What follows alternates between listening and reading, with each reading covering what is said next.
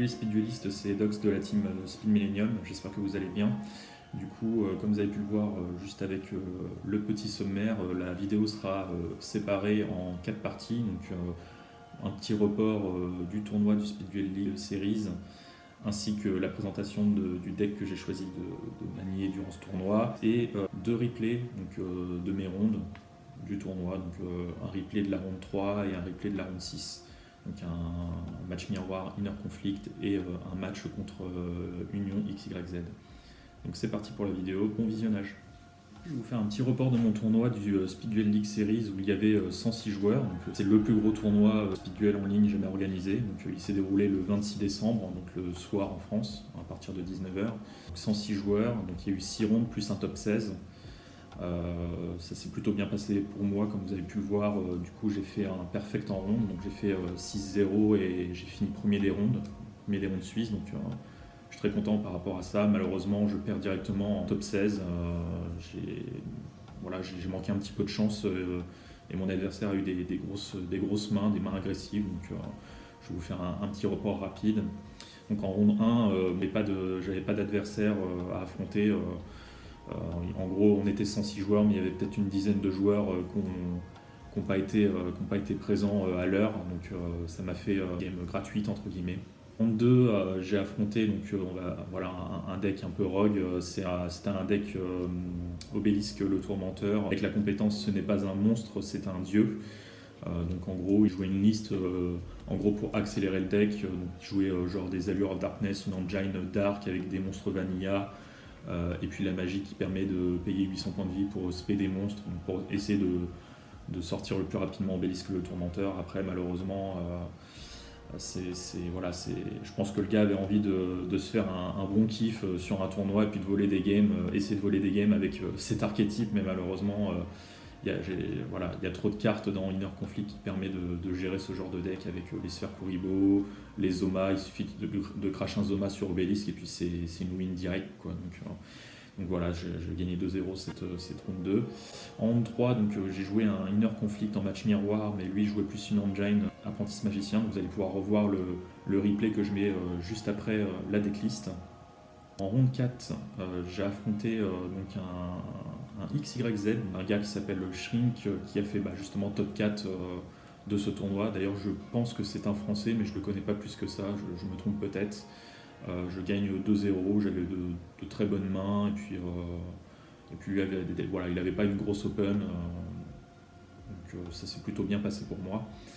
En ronde 5, j'affronte un Magnette, un Magnette qui était en 4-0, donc c'était un match plutôt rapide parce qu'au final j'ai touché directement mes breakers pour gérer son terrain, et puis post-side j'ai rentré 3 tornades de poussière que vous allez pouvoir voir dans la decklist, et ça fait vraiment le taf. Donc c'était vraiment un match à sens unique pour moi. Et en dernière ronde, j'ai affronté Ryan Atlus, donc c'est le champion Speed Duel Allemagne 2019. Donc j'ai affronté son deck XYZ. Donc pareil, vous allez pouvoir voir le replay juste après la decklist. Donc voilà pour mon report, et puis on passe tout de suite à la decklist. Comme vous avez pu le voir, je joue la skill card de conflit intérieur. Donc pour ceux qui ne connaissent pas, je vais rapidement vous la relire. Donc quand vous activez cette compétence, durant votre main phase, donc une fois par duel, vous pouvez payer la moitié de vos points de vie et prendre le contrôle d'un monstre contrôlé par votre adversaire jusqu'à la end phase. Mais il ne peut pas déclarer d'attaque directement ce tour. Donc je vais vous présenter le main deck avec la skill juste ici. Donc j'ai décidé de jouer 3 Jinzo pour cet event, donc ce sera mon seul monstre à sacrifice. Alors le choix, c'est que à la base, j'ai plutôt Metacall contre le match miroir et puis le deck XYZ qui est selon moi les 2 meilleurs decks du format. Donc Jinzo en fait était une bonne option pour bloquer les Zomas, pour pas mourir bêtement sur Zoma. Et également contre XYZ pour bloquer la piège Union Scramble qui permet de reborn et qui fait énormément de plus à l'adversaire. Alors certes, dans la méta, il y a beaucoup de contres, style Book of Moon, qui permet de passer face verso un monstre, et du coup Jinzo n'est pas immunisé contre Book of Moon. Donc après voilà, je ne dis pas que c'est forcément le meilleur choix, mais j'ai préféré opter pour une stratégie qui permet de bloquer les pièges. Donc 3 Jinzo. Ensuite, 3 Fracasse le guerrier magique. Clairement, cette carte est incroyable. Pour ceux qui ne connaissent pas, en fait, lorsqu'elle est invoquée normalement, vous lui mettez un compteur et il gagne 300 d'attaque si vous avez le compteur. Et une fois par tour, vous pouvez retirer un compteur s'il en a un pour cibler une carte magie ou piège sur le terrain adverse et la détruire.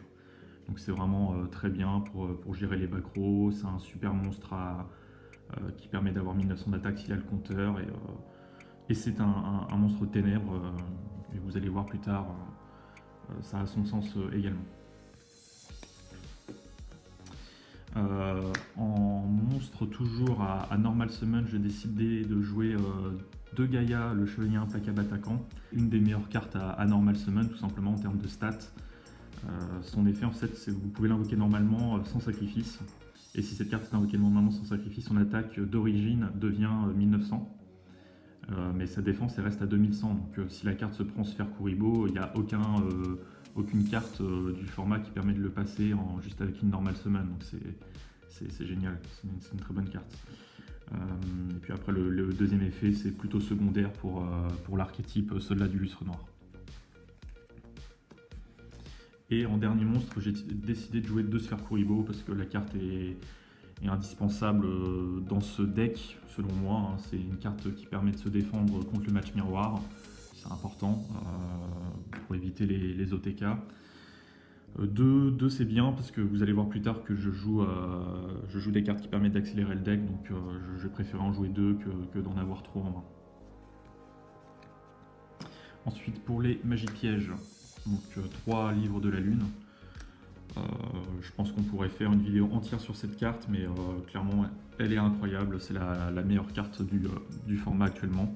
Elle permet de se défendre, elle permet de pouvoir agresser si il y a un monstre avec beaucoup d'attaques, vous passez face verso. Elle permet de stopper des combos.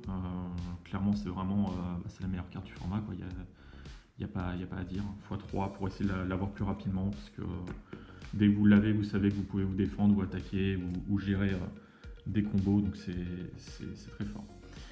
J'ai décidé de jouer 2 offrandes damnées, donc 2 Offering to the Dune pour gérer les fusions XYZ quand ils sont en défense, parce qu'elles ont des grosses défenses, et une fois qu'on a fait la skill card, donc si le joueur continue de jouer défensif, par exemple avec un XYZ en défense qui a 2600, il n'y a aucune carte monstre de mon deck qui permet de le passer.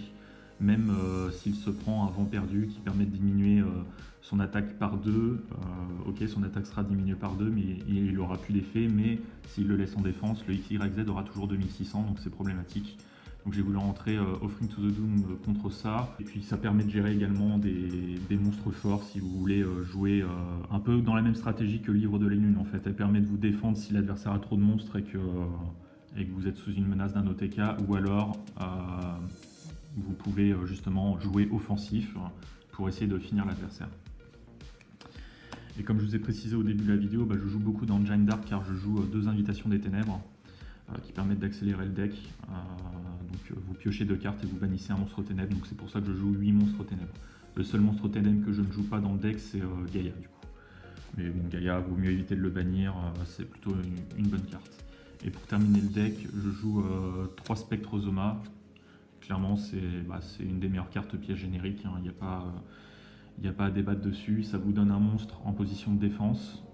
Si cette carte est détruite, l'adversaire prendra les dommages égaux à l'attaque du monstre qui l'a détruit. Donc c'est vraiment très fort, ça permet de voler des games. Vous pouvez vous cracher sur un monstre en mode attaque, vous prenez la différence des dégâts, et puis après lui il prendra les dégâts du monstre qu'il a en position d'attaque, donc ça permet de finir des games. C'est vraiment une carte qui vole des games, donc autant pas s'en priver.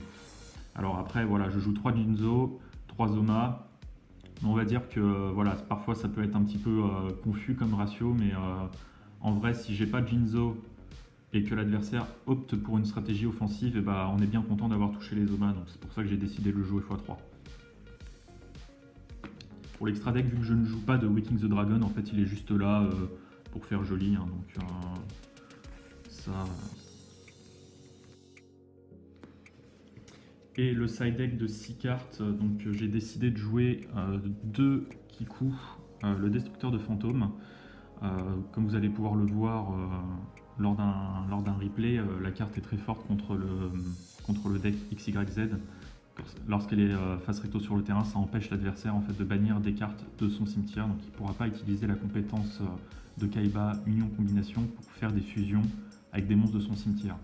Et il a une bonne attaque de 1800 et c'est un monstre ténèbres, donc il rentre parfaitement dans la logique du deck avec les invitations des ténèbres, donc j'ai décidé d'en jouer deux.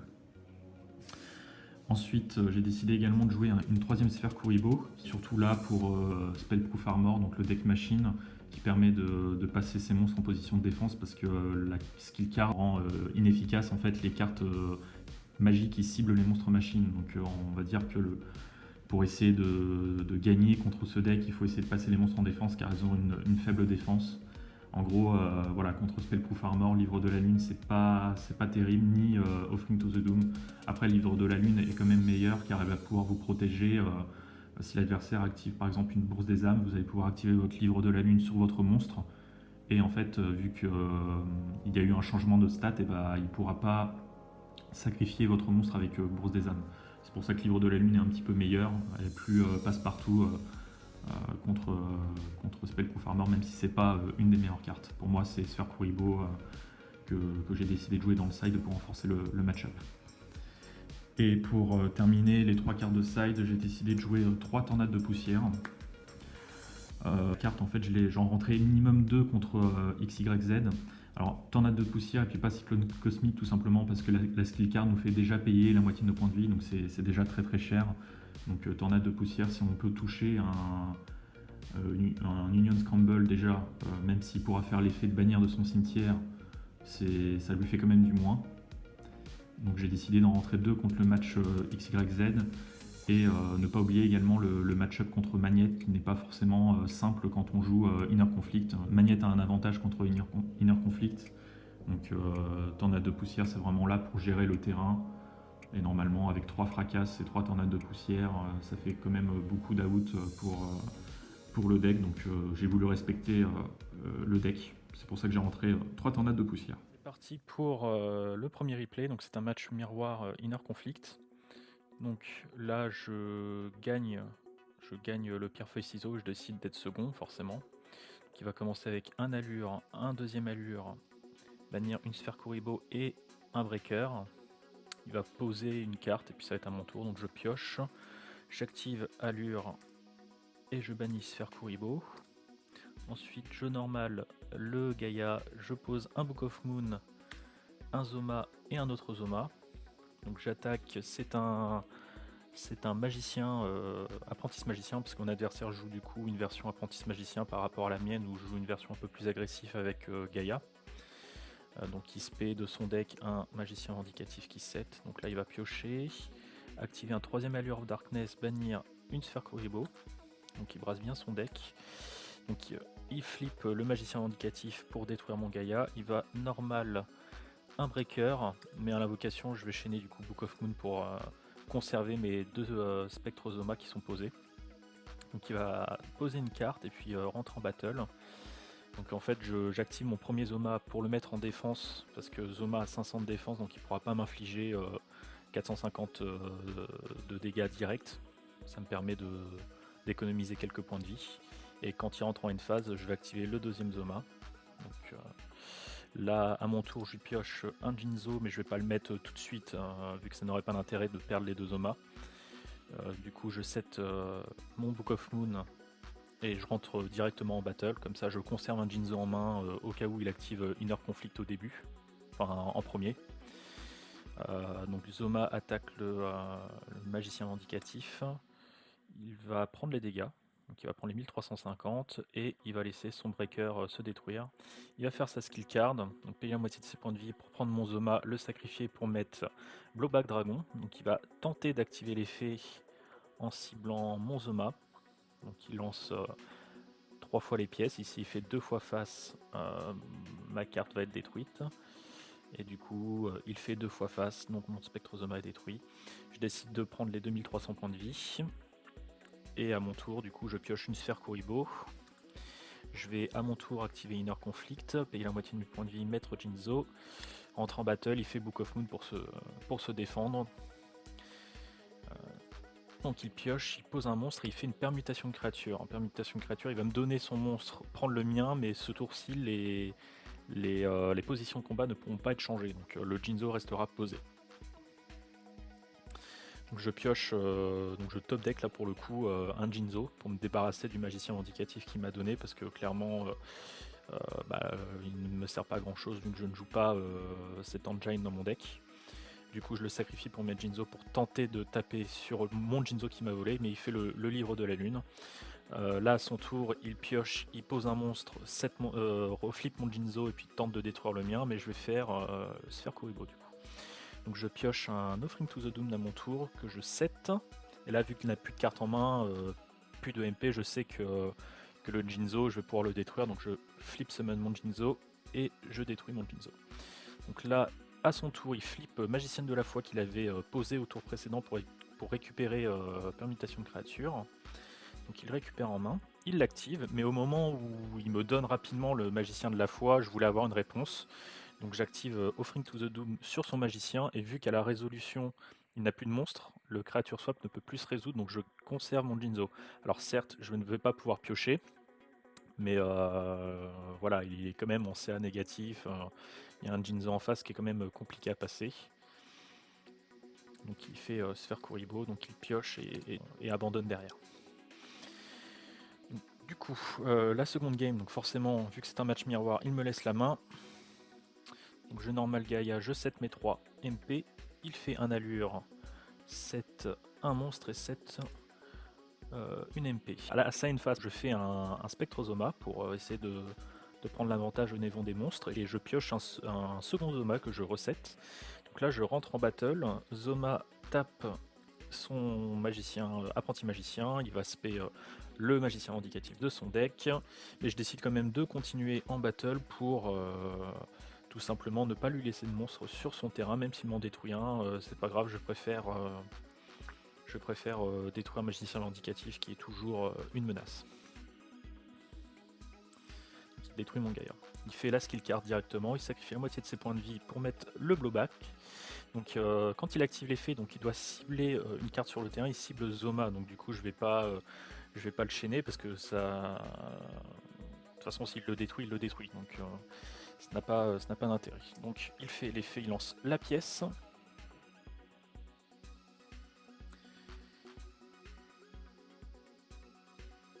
Et du coup il fait encore une fois phase, donc il a énormément de chance.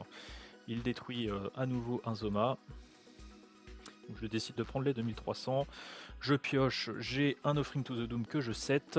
À son tour il pioche, il tente de faire l'effet de blowback en ciblant mon Offering to the Doom que je vais chaîner en ciblant son blowback. Lui en réponse à Offering, il va faire un Book of Moon pour le protéger, parce qu'à la résolution, vu que le monstre n'est plus face recto, il ne sera pas détruit par Offering. Et là, ce qui est super fort, c'est que vu qu'il n'a pas changé sa position de combat, il va pouvoir le reflipper et réactiver son effet, parce que son effet a été reset en fait.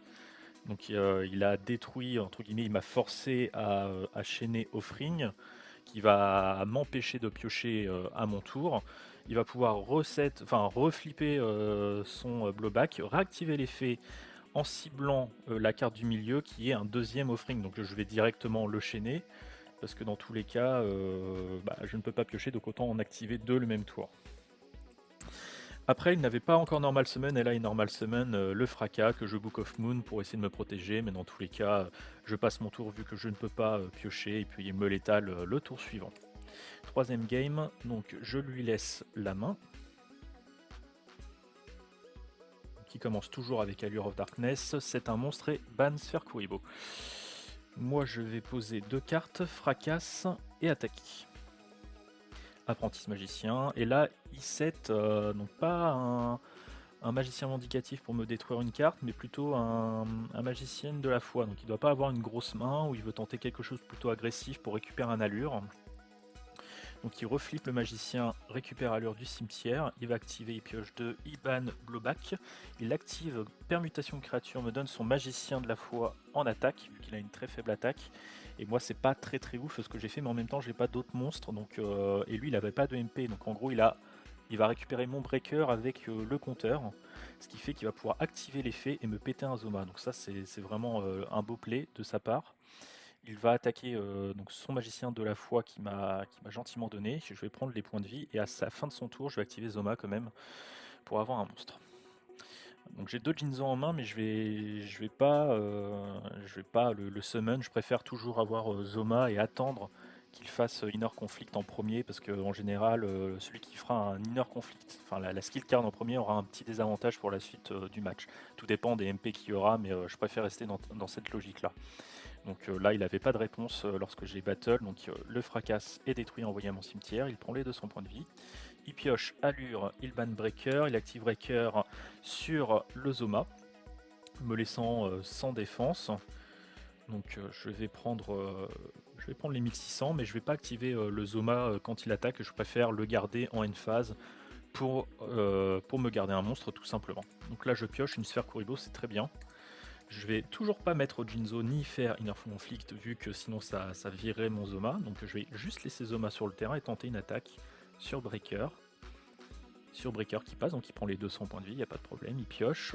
Il fait la skill card en premier, tribute pour blowback, il essaye de me létal parce qu'il me passe que 1100 points de vie, mais j'ai la sphère Kuribo qui me permet de me défendre. A mon tour, je pioche Gaïa, mais je vais quand même activer Inner Conflict là pour le coup. J'ai besoin d'agresser, tenter d'un létal à 2400 au cas où il a une piège et pas de sphère Kuribo. Il a une sphère, donc Jinzo reste sur le terrain. Moi je pioche un allure que j'active.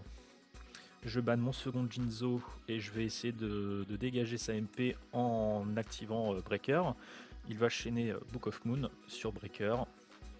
Je mets mon Jinzo en attaque qui va prendre Magicien Vindicatif et le détruire. Donc ça me laisse toujours un monstre posé sur le terrain. C'est toujours bien d'avoir plus de monstres que son adversaire dans un match miroir. Donc on va voir. Donc là il 7, je pioche une nouvelle sphère Kuribo, donc c'est très très bien en match miroir. Surtout que j'ai 2 Gaïa en main, donc c'est excellent. En main phase 1, donc je normal Gaïa, je flippe mon breaker qui a 1600. Et vu que je sais qu'il joue un archétype apprenti magicien avec des faibles stats, je vais tenter de battle avec breaker et puis essayer de le finir ce tour-ci parce que breaker a 1600 d'attaque et il lui reste 1800 de points de vie. Donc je vais essayer de voir ce que ça donne. Il a le magicien vindicatif qui détruit mon Gaïa. Donc là je suis sous une menace. S'il a un gros monstre. Là il fait normal sphère Kuribo, un créature swap pour essayer de me létal, mais j'ai encore la sphère Kuribo pour me protéger. A mon tour, je pioche Breaker, il active Book of Moon sur l'invocation de Breaker. Donc ça le 7, et puis je vais poser sphère Kuribo en défense, du coup, changer de position. Donc là il met en attaque, il normal un Breaker, donc ça lui fait un Breaker avec un compteur. Donc là il va me détruire mes 2 monstres, tout simplement. Et c'est là que Gaïa reste assez fort, parce qu'en normal summon, Gaïa il aura 1900 d'attaque, donc il passe au-dessus de Breaker, qui a 1900 avec le compteur. Donc, non, il a 1900 avec le compteur, donc effectivement ils ont tous les deux les mêmes attaques. Mais là pour le coup j'avais le livre de la lune qui va certainement m'aider à gagner, comme vous allez pouvoir le voir. Donc là j'attaque le breaker qui n'a pas de compteur, donc à 1600, il va prendre les 300 de dégâts. À son tour, en fait, vu qu'il ne lui reste plus qu'une seule carte dans son deck, il va essayer de mettre la pression, toujours avoir plus de monstres que moi. L'étal entre guillemets le breaker plus le Gaïa, vu qu'ils ont tous les 2900. Essayer d'attaquer à 400 et puis que je ne pioche pas de monstre derrière, sauf que là du coup j'active le Book of Moon sur le breaker, ce qui fait qu'il se retrouve qu'avec apprenti magicien avec 400 d'attaque sur le terrain. Et le tour suivant, peu importe la carte que je pioche, 1900 moins 400, ça lui fait 1500 les points de vie qui lui restaient, donc c'est la game pour moi. Donc c'est parti pour le second replay, donc ça sera un match contre Union XYZ, donc le nouvel archétype de la boîte Battle City Box. Donc je suis second qui décide de prendre la main, donc il normal un Z, pose 2 cartes, donc je pioche, je fais directement donc la skill card Inner Conflict, je paye la moitié de mes points de vie pour lui piquer le Z. Je vais lui sacrifier pour mettre directement Jinzo, donc là j'opte vraiment pour une stratégie agressive. De toute façon j'avais qu'une sphère, donc soit je mettais pas de monstre et puis il suffit qu'il ait un autre monstre et puis je suis vachement sensible à des grosses attaques, ou alors je serais obligé de cramer rapidement mes MP, mais là je veux directement rentrer dans le vif du sujet, vu que en général à part Book of Moon, le deck joue donc des pièges, donc je peux éventuellement le bloquer. Donc là je décide de poser les 3 MP, rentrer en battle et taper avec Jinzo. qui va passer. Donc il prend directement les 2400 et à son tour il va piocher Union Hangar. Donc c'est le terrain qui va permettre de tutoriser un monstre Union. Donc il va le tutoriser le Y. Donc là il est normal Y, il tente de faire l'effet pour équiper un Z de son deck. Et moi je vais chaîner Offering to the Doom en ciblant son Y. Et à la résolution, en fait, vu que Y sera détruit, bah, il ne pourra plus, et Z ne pourra plus être équipé à Y, donc il reste dans le deck. Donc là, il va utiliser sa skill card qui lui permet de faire une fusion donc de son extra deck en bannissant des monstres depuis son terrain ou cimetière. Donc il va bannir un Y et un Z pour faire un YZ qui va mettre en défense. Donc YZ il permet de défausser une carte de la main pour cibler un monstre posé sur le terrain et le détruire. Mais là, il veut surtout le mettre en défense, parce qu'il a une grosse défense malgré Jinzo, mais c'est surtout qu'il risque d'avoir la piège qui permet de le reborn. Sauf que là, pour l'instant, il peut pas gérer Jinzo vu qu'il bloque les pièges. À l'invocation, en fait, vu que j'ai déjà utilisé un Offering to the Doom sur Y et que ça m'empêche de piocher, je vais utiliser le deuxième en ciblant son YZ qui permet d'être plus rentable en fait. Vu que je ne peux pas piocher, autant en activer deux. Donc là je ne pioche pas, je rentre directement en battle et je tente de taper à 2400 du coup. Et là il va avoir le livre de la lune. Donc il pioche à son tour, il va normal 1x, il va tenter de battle directement sur mon Jinzo, mais moi je vais activer la sphère Kuribo. À mon tour je pioche Allure, je flippe le Jinzo pour lui bloquer sa piège. J'attaque son X, il va faire un Foolish Y, utiliser sa skill pour faire un XY Z et détruire mon Jinzo, mais je ne reçois pas de dommages de combat avec la skill card. Donc à la fin de son tour, j'active un Spectrozoma qui était posé, et vu qu'il lui reste que 1600 points de vie et moi 2000, si je crash Zoma sur XYZ, je vais prendre 1000 de dégâts parce que mon Zoma a 1000, mais lui derrière il va prendre 2800. Donc en fait son seul moyen pour se défendre, ça serait qu'il ait une carte qui permette de gérer Zoma, qui soit posée en fait, tout simplement. Donc là je pose une de mes cartes, j'active Allure, je banne Fracasse, je normal Gaïa et je tente de me crash. Et il admet sa défaite, il n'avait pas de quoi gérer le Zoma. Donc seconde game, je prends la main, enfin il me laisse la main. J'ai décidé de side du coup le Kiku, le destructeur de fantômes qui est plutôt pas mal contre le deck XYZ car son effet c'est un effet continu qui lui permet de lui empêcher de bannir des cartes depuis son cimetière. Il a un autre effet, c'est quand je détruis un monstre, je peux, si je lui inflige des dommages, il me semble, je peux lui bannir 2 cartes, mais là c'est vraiment son effet continu qui lui permet de lui empêcher de bannir des cartes de son cimetière qui est assez fort. Donc j'ai plutôt une bonne open, le Kiku plus 7, 3 cartes. A son tour, il active Union Hangar, il tuto Y, il va normal Y, mais j'active Book of Moon au moment de l'invocation normale de Y. Comme ça, encore une fois, il ne pourra pas, en fait, en activant l'effet du terrain, il ne pourra pas résoudre, car Y n'est plus face recto sur le terrain, donc le Z reste dans le deck. Il va poser 2 cartes, et à la fin de son tour, en fait, je vais tenter un Will Tornado pour essayer de lui gérer une bonne piège ou un Book of Moon, quelque chose comme ça, pour vraiment essayer de l'agresser et qu'il évite de se défendre. Donc là j'arrive à toucher la piège, donc Union Scramble qui permet de reborn des monstres Union ou le X qui est un monstre normal qui sont dans la zone bannie. Donc c'est la meilleure piège du deck clairement. Et à la fin de son tour j'active un Zoma pour lui mettre la pression au niveau des points de vie. Donc à mon tour je pioche un Book of Moon, je rentre directement en battle, je sais que son monstre a 1600 de défense, donc je tape avec Zoma. Et je tape avec Kiku directement ses points de vie. Il va faire Offering to the Doom sur Kiku, donc ça lui empêche de piocher. Donc il ne pioche pas au début de son tour, il fait Foolish, il Foolish le X, il va activer sa skill card en bannissant X et Y pour faire un XY. Il active l'effet en défaussant Z de sa main, en ciblant mon Zoma, donc il veut vraiment gérer mon Zoma, mais lorsqu'il cible Zoma, j'active Livre de la Lune en ciblant mon propre Zoma pour le reset. Donc au final, le Zoma ne va pas être détruit vu qu'il n'est plus face recto sur le terrain. Là, il va activer son Union Scramble pour récupérer Y. il normal Y, il spé Z de son deck avec le terrain. Oui, donc à mon tour, je pioche, je pose une MP. À son tour, il fait l'effet de X qui était équipé à Y pour le déséquiper et essaie de me finir au niveau des points de vie.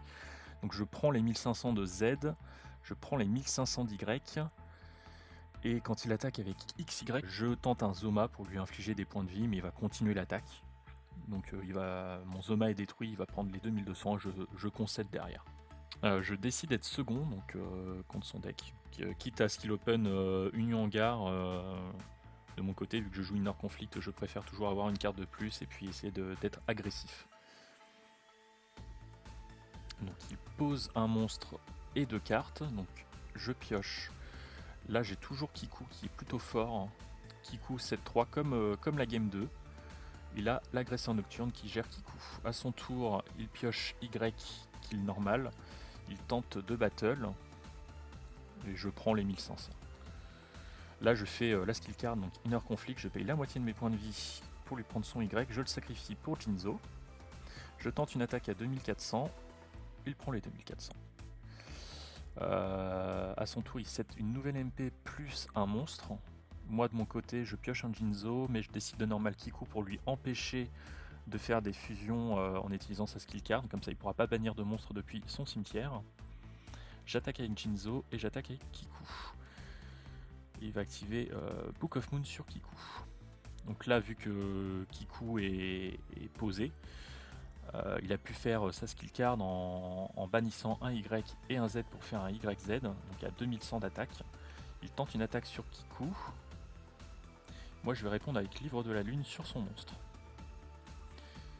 Donc à mon tour, je pioche, je normal un fracasse.